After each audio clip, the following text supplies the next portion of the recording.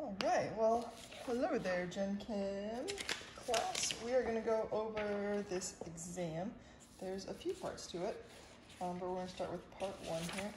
I think I call this, in Blackboard, I call this part A, but I'm sorry I did not label it that way here. All right, let's go ahead and go through it. So it says, in a balanced combustion reaction of butanol, when 32.1 grams of butanol reacts with 81.2 grams of oxygen, what is the theoretical yield of water? Well, first we have to know what butanol is. This is an open book exam, but I would give it to you. I would give you butanol. I would say, hey, it's C4H10O, but the rest of it you're kind of on your own.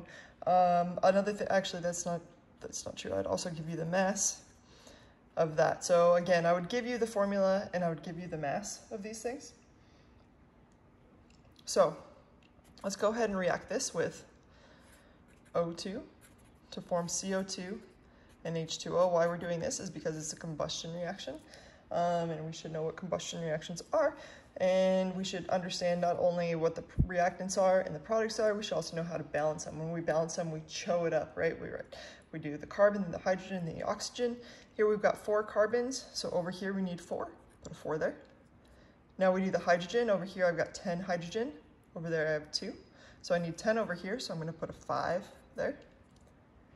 And now we can move on to the oxygen. So over here now I have a total of 8 plus 5 oxygen, so I have a total of 13 oxygens over here, which means I need to get 13 oxygens over here. Well, this one accounts for one of them. We don't want to put a coefficient in front of here, so this one accounts for one of them. So really we need just 12 oxygens coming from this one.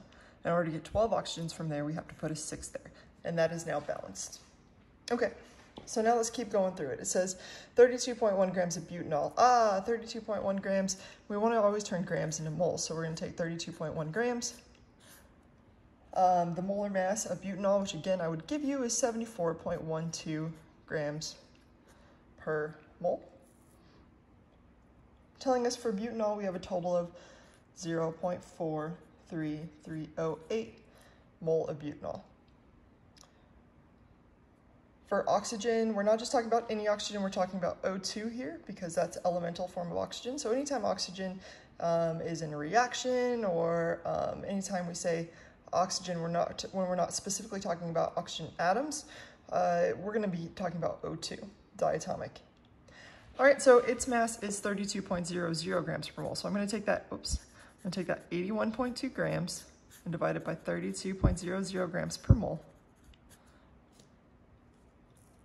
And I'm going to get an answer that is 2.5375 mole. Always put the moles underneath each thing, just like we do in the lecture. Now, we could be paying attention to Sig Figs. Sig Figs are usually important, but note that all of these have 3 Sig Figs, so your answer is likely going to have 3 Sig Figs, or it's going to be none of these. So I'm not going to worry too much about it. This one would have 3. This one would have 3, and it makes sense that your final answer would eventually have 3. Okay, but the question is nothing that we've even gone over yet. It says, what is the theoretical yield of water? Theoretical yield, that's how much can we possibly make if everything that can react does react. In order to find theoretical yield, we have to first find the limiting reactant. This is an easy step to forget when you're changing grams to moles, because you forget that, you have to actually find the limiting reactant by dividing each of these by their coefficients.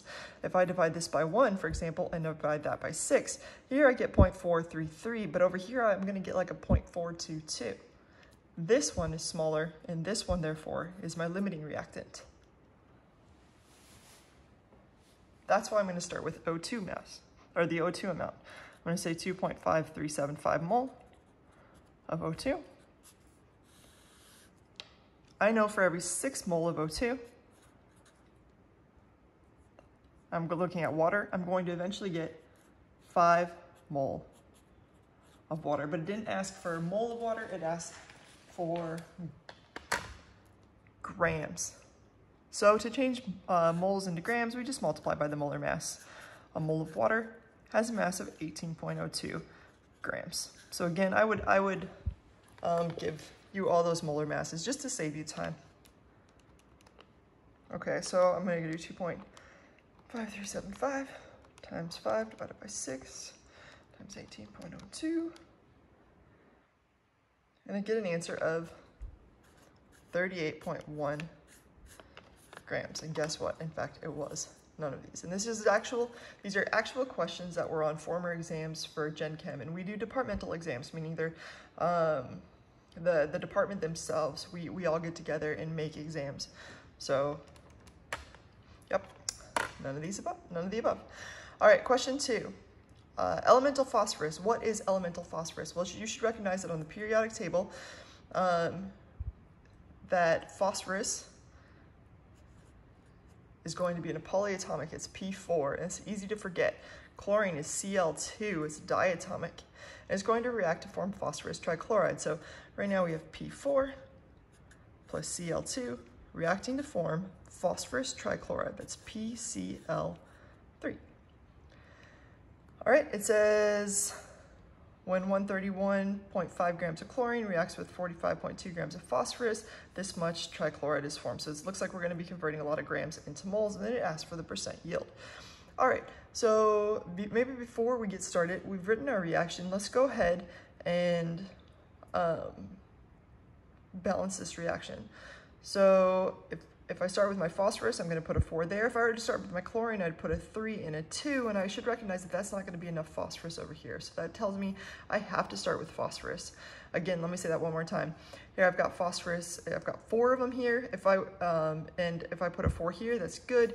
But if I start with chlorine over here, there's a 2 and a 3. So if I put a 2 in front of this, that would only give me 2 phosphoruses. Phosphorino, I don't know.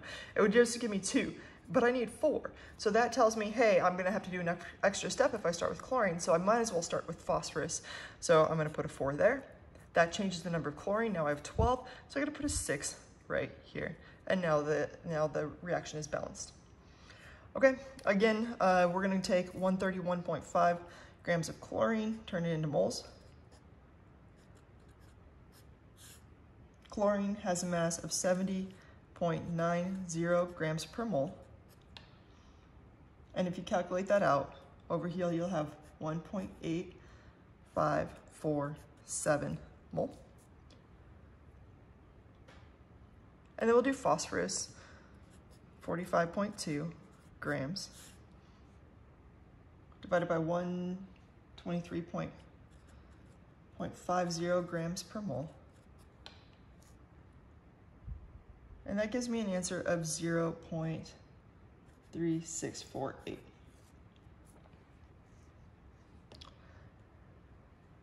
All right, so in order to find percent yield, remember that percent yield equals our actual yield, how much we actually made, divided by our theoretical yield times 100%. So we have to figure out how much we actually made of this. It can be in grams or it can be in moles. If you do it in moles, that means that this one also, your actual yield also has to be in moles. We should also recognize, I probably should have said that first, that 104 grams is produced. This is our actual yield. The actual yield is always given to you in the problem. Okay, so let's first find the theoretical yield. Just like in the previous step, in order to find theoretical yield, we have to find the limiting reactant. If we divide this by 1 and this by 6, we find out that this one is actually our limiting reactant. It's the smaller number. So that's the number we're going to start with. 1.8547 mole of Cl2. I know for every 6 mole of Cl2, I'm going to produce 4 mole of this PCl3 in a perfect world. But again, I can stop here in moles and I could turn this into moles and then I could use those, or I could do it all in grams. Our actual yield is already in grams at 104 grams of this PCl3. If I can put my theoretical yield into grams, it works just as well. So let's go ahead and do that. We know that a mole of PCl3 has a mass of 132.33 grams. How do we know that? Because I would give it to you. Or you could Google it. Or you could add up the mass of phosphorus and 3 chlorines. There's lots of ways to do these problems. All right, so this gives me a total of grams of 169.8 grams. So if I put 169.8 there, as my theoretical. 104 divided by 169.8 times 100% gives me an answer of about 61%. And that is why our answer is between 60 and 70. All right, question 3.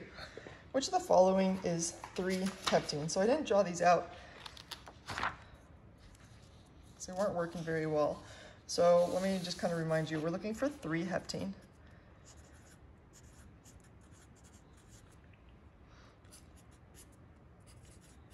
We'll just do a few of them. So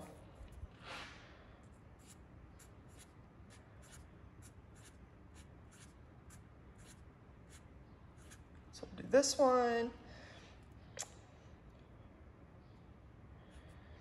And then we'll put respective hydrogens on here. Remember, each carbon wants 4 bonds.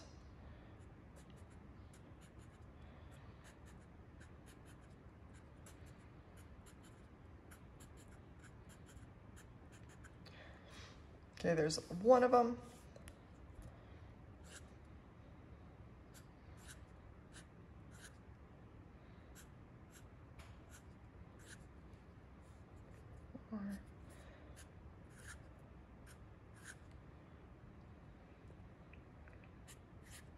Okay, and I'll go through and draw the bonds on this one.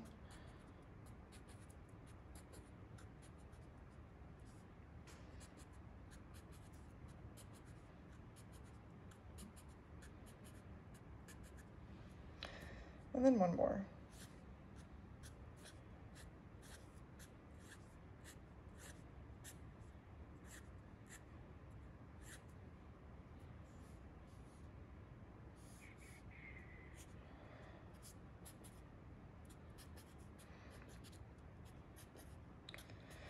Sorry, I probably should have had these drawn out before. Hopefully you're fast forwarding because this is a video.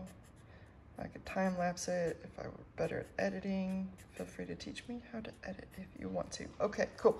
All right, so now let's go through each of these potential problems. So 3-heptene. What 3-heptene tells us is that the hept tells us it's 7 carbons.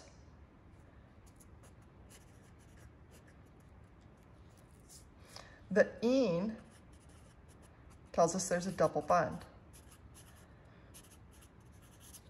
The 3 tells us that it's going to be on the 3rd carbon. But don't forget, 3rd carbon can be from the left or 3rd carbon can be from the right. So let's go ahead and do this. The first one, if we went through and labeled these carbons, I look for the double or triple or something, any kind of bond, and I start with the side that's closer to that. So we've got a carbon chain that goes carbon, carbon, carbon, carbon, carbon, carbon, carbon. So maybe even underline your carbons so that you know what you're looking at. So those are my carbons. I'm going to either start from the right or start from the left. But this double bond is closest to the left. So that's why I'm going to start this way. I'm going to say 1, 2, 3, 4, 5, 6, 7. This isn't in fact heptene, but it is 2-heptene. I know it's 2 because the double bond started at the 2. Again, make sure that you pay attention to where you're labeling. This is where these problems can get tricky. This next one, let's underline all these carbons just to kind of get the hydrogens out of the way. Okay, and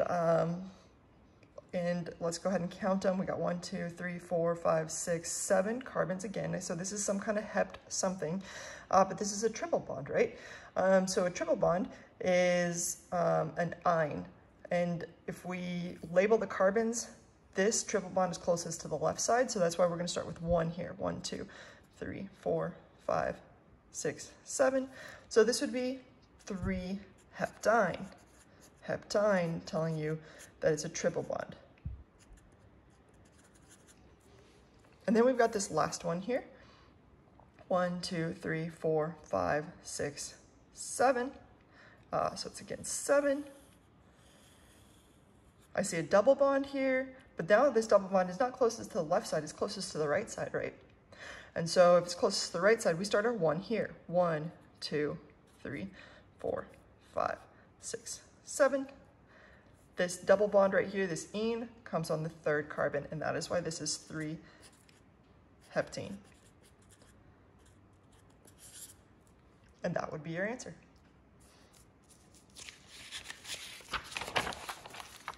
All right, moving on. Which of the following is not correct? What I like to do is kind of cover up these things and answer each one, do it myself. So sodium chloride, sodium is a 1+ charge, Cl is a negative, so we just need one of each. Magnesium oxide, again, I'm not looking at that even though they're written there. I'm trying to ignore them. Magnesium is in the second column, it's Mg2+.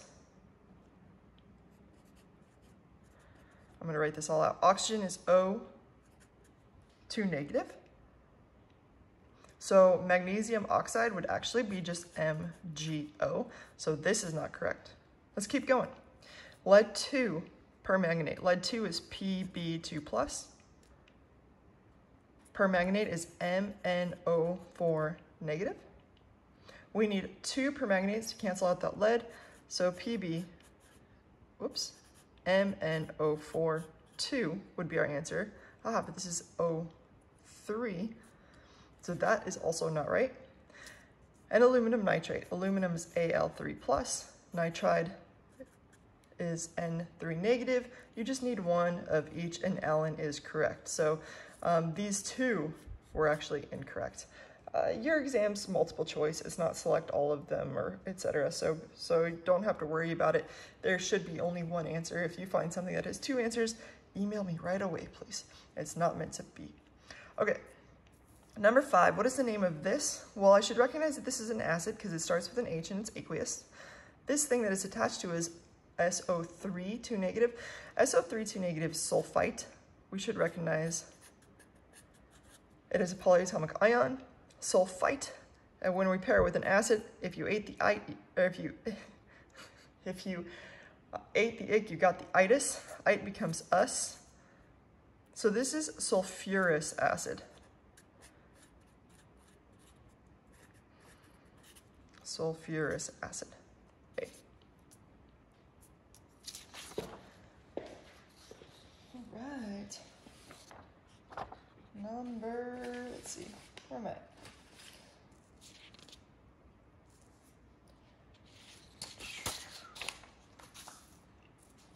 All right, this one.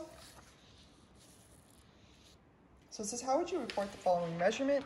Well, you always want to go with what you know and then guess one more. So we know that this is, if this is 145, this is 146, 147, 148, 149, 150. So we know it's at least 147. So we write, hey, we know it's 147. But then you put your extra guess, point what? I'm going to say that looks like it's about 0.2. You don't want to be over guessing. You don't want to say it's 0.25. You don't know that much information. But you can say with pretty good certainty that it's about 147.2, telling you it's a range between 147.1 to 147.3. So 147.2 is your answer. Question 7. How many kilogram per meter cubed? That when it's a negative, what this is actually saying is kilogram per meter cube. I put this in here because the American Chemical Society notes things like this. So I want to make sure we get used to this kind of way of denoting denominators. All right, and 2.1 grams per centimeter cubed. Okay, so to put this in better perspective, essentially we're taking our grams and we're turning it into kilograms, and our centimeters cubed and we're turning it into meters cubed. Both of things, these are things that we have done. So let's go ahead and start with what we know. 2.1 grams per centimeter cubed. Let's focus on one side first. Let's go ahead and turn grams into kilograms. If this is grams, we have to put grams here and we're turning it into kilograms. We know that kilo is equal to 10 to the third, so there's 10 to the third grams in a kilogram. Now we go over here. On our left-hand side, this is centimeters cubed, and we're turning it into meters cubed. So if this is centimeters cubed, we have to put centimeters cubed here. Remember, things always cancel in the diagonal. So centimeters, centimeters cubed. All right, and we're turning it into meters cubed. What do we know about centimeters cubed to meters cubed? We know that there are 10 to the negative 2 cubed meters cubed in a centimeter cubed. All right, when we go ahead and kind of clean this up a little bit, what we have is 2.1 divided by 10 to the negative 2 cubed, which would be 10 to the negative 6.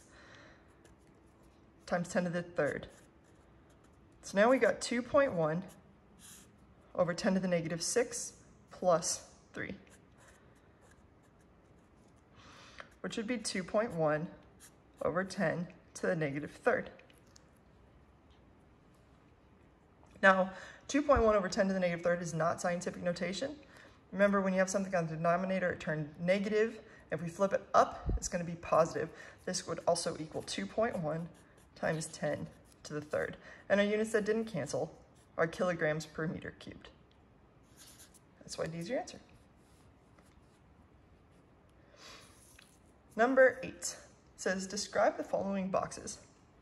All right, so it looks to me like we have two different things in this situation. This looks like it's like a atom that's exactly the same. These are also look like they're maybe a molecule because it's got one big atom and two little atoms. Maybe this is like water, for example, an oxygen and two hydrogens. But these are definitely not the same. When you have two species that are not the same, that's a mixture for sure. So it's definitely a mixture. It's going to be one of those three answers. In box 1, it looks like it's a mixture of what appears to be a compound. That means two or more different atoms and an element. So this is a compound and element. And then again, this is a mixture. And over here, it looks like these are just single atoms or something. This looks like it's just a element.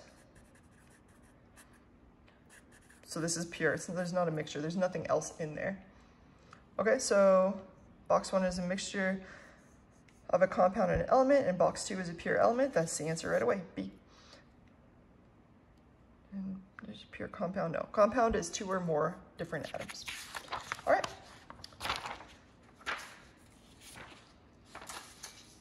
Moving on.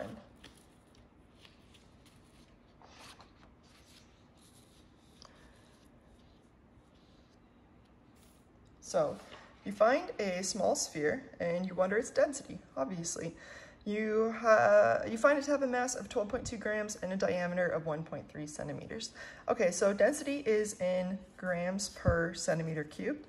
It can also be in grams per milliliter. This is when you're working with liquids and this is when you're working with solids, but they're equivalent, right? You could use either one. Okay, so you find this sphere and you wonder its density. You already know it has a mass of 12.2 grams. So when we take our grams and we divide it by centimeters cubed, we already know that the grams part is going to be 12.2 grams. We just need to find out the centimeters cubed. Well, you have a diameter of 1.3 centimeters. So you got the sphere and it's got a diameter of 1.3 centimeters. Well, to find the volume in centimeters cubed, you need to know that 4/3 pi r cubed equals the volume of a sphere. So we're just going to plug in some numbers. We've got 4/3 times pi. Remember, this is the diameter, not the radius. Radius is half of the diameter. So we're going to take 0.65 as the diameter cubed. And this was centimeters, and now we're cubing it, and that's how you end up getting the units of centimeters cubed. All right, if we do this, you're going to get an answer of 1.15 centimeters cubed. So when we go over here, we got a 12.2, we divide it by 1.15 centimeters cubed, and you get an answer of 11 grams per centimeter cubed.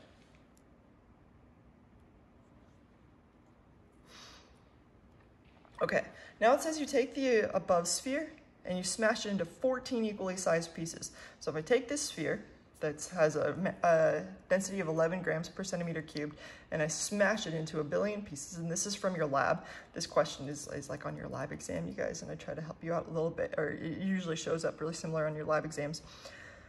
And you smash it, what's its density now? Well, the density of water is 1 gram per milliliter or per centimeter cubed, just so you know, water. If I have a drop of water, or I have a bucket of water, what's the density of water? It's still 1 gram per milliliter cubed. Just because you have small pieces of something, density doesn't change, right? It's not going to change based on how much you have, and therefore the density of each piece is 11 grams per centimeter cubed. All right, number 3. A cube has a surface area of 4250 micrometers squared. What is this in nanometers squared? So this is really similar to the problem that we did on practice exam A. In fact, I would say that this is actually a little bit easier than that one. So let's go ahead and do it. 4250 micrometers squared. And we want to immediately replace that micro with 10 to the negative 6. And because it's squared, we want to square it. So really, we're going to start with 4250 times 10 to the negative 6 squared meters squared. Great. And now we're going to express it into nanometers squared. So if this is meters squared, we have to put meters squared down here. And we're turning it into nanometers squared. Nano is 10 to the negative 9. And because it's squared, we'll square it. 10 to the negative 9 squared meters squared. If we kind of reduce this, in fact, I'm going to need a little more space, so I'm going to go up here. If we reduce this, we get 4250 times 10 to the negative 12. Negative 6 times negative 6 is negative 12. Over 10 to the negative 18. Now if we reduce this even more, we get 4250. Negative 12 minus a negative 18 is the same as adding it. So negative 12 minus a negative 18 would be 10 to the positive 6. And just so if anybody missed that, we took a negative 12 minus a negative 18, because that's what you do when you divide exponents. It's the same as adding, and that's how we got 10 to the 6. Now this would be the answer, but likely I would have expressed it in scientific notation. So this is not scientific notation. In order for something to be scientific notation, the decimal has to be between the first and the second non-zero number. All right, so let's move that decimal place over. In order to do that, let's put this number in scientific notation. So really this is 4.250 times, or actually not 0. The 0 shouldn't be there because it's only 3 sig figs. 4.25 times 10 to the third. So what we did is we just replaced that 4250 with 4.25 times 10 to the third. And then we'll bring down this times 10 to the 6. This gives me an answer of 4.25 times 10 to the 3 plus 6, or 9. And that would be your answer.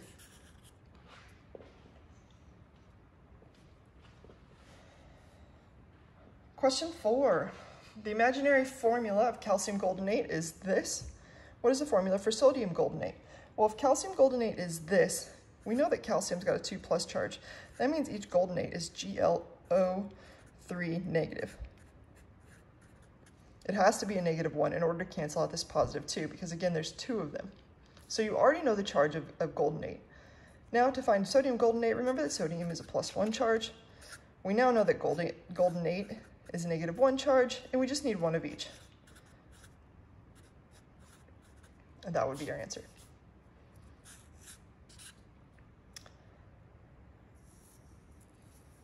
Number 5. Gadolinium oxide is a colorless powder which absorbs CO2 from the air and contains 13.24% oxygen by mass. So gadolinium oxide is going to be it's going to be gadolinium and oxygen. Well, if by mass it's 13.24% oxygen, that means the gadolinium has to be 86.76% gadolinium. How do I know that? Because they have to add up to 100%. It's only made out of gadolinium and oxygen, so therefore if oxygen's 13%, gadolinium has to be the other 87-ish. So now that we know this, these are percents, we assume we got a 100-gram sample, just like we did in lectures. So instead of percent, we're going to start with grams. All right, what do you do with grams? We turn it into moles. Gadolinium has a mass of 157.25 grams per mole. And oxygen, here's where we're talking about a single oxygen atom. We're not talking about elemental oxygen. We're talking about oxygen atom has a mass of 16.00 grams per mole. Here I get an answer of 0.5517 mole. And here I get an answer of 0.8275 mole, telling us this formula for gadolinium oxide is GD 0.5517 0.8275. What the heck does that mean? Well, we just got to find a way to get these to whole numbers, but this is the same ratio no matter how you look at it. So in order to get one of these to be a whole number, you want to divide by the smallest. The smallest happens to be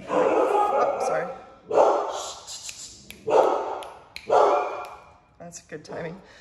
Happens to be 0.57. Hold on.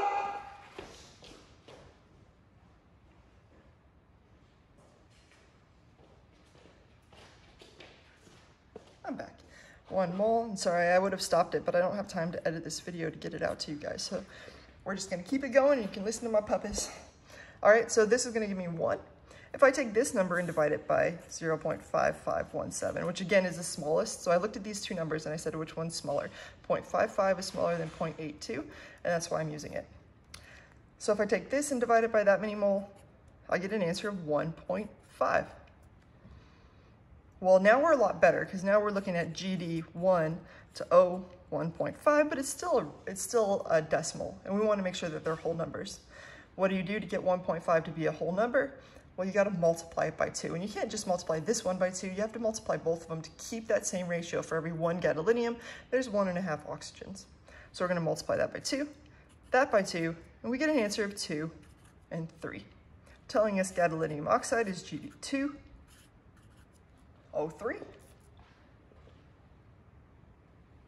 All right, last page. We're rocking and rolling, y'all. All right.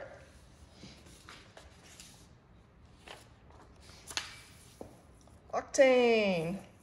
Well, if you were to draw out octane, you'd find out that it's got 8 carbons and 18 hydrogens. You could also Google it. It has a density of 0.703 grams per milliliter. So I'm going to start writing out some of these. So 0.703 grams per milliliter. 15 gallons. It gives us, it asks about total hydrogen atoms, so we want to make sure our final units are in hydrogen atom. It tells us that there's 0.264 gallon per liter in a mass of 114.23 grams per mole. Okay, so we want to figure out how many hydrogen atoms are in there. This is dimensional analysis, and remember with dimensional analysis, you always start with the thing that you want to convert, which is usually the thing with just 1 unit. So here we got 2, here we got 1, here we got 2, here we got 2. We're going to start with this 15 gallons. And making sure that you start with the right thing is really important. Start with the thing with just 1 unit. Now we're starting in gallons. We know if this is a gallon, we have to put gallon here. In order to get gallon, we're going to take that 0.264 gallon per liter. Okay, cool. Now we're in liter town. If this is liter, we have to put liter here, but wait a second, I don't see anything with liter. But do you see anything that can be easily converted into liter? I see a milliliter. So let's go ahead and take liters and get it to milliliters, and then we can use this term. We know in a liter, or we know in a milliliter that there are 10 to the negative third liters. And that's how we're going to get over this next step. If this is milliliter, we have to put milliliter here, and there's 0.703 grams. Now we're in gram town. We're getting even better. We know we can go from grams to moles, 114.23 grams, and now we should be in a safe territory that we should recognize pretty well. We know how to go from mole to number of molecules, and from number of molecules to number of atoms. A mole of anything has 6.022 times 10 to the 23rd of those things, but right now we're talking about 10 to the 23rd molecules. Sorry, I should have started maybe a little over that way or drawn smaller. So now we're in molecule town. We know that 1 molecule has 18 hydrogen atoms. So make sure you don't stop at molecule town. That's an easy place to stop, but the question asks for hydrogen atoms, so your very last thing should be hydrogen atoms. So the way I do this, I take 15. If it's on the top, I put a multiplication symbol in front of it. So in my calculator, I would take 15 times 0.703 times 6.022 times 10 to the 23rd times 18 And then if it's on the bottom, I put a division. Divide it by 0.264. Divided by 10 to the negative 3. Divided by 114.23. And that will give me my answer. I think you get 3.8 times 10 to the 27 hydrogen atoms.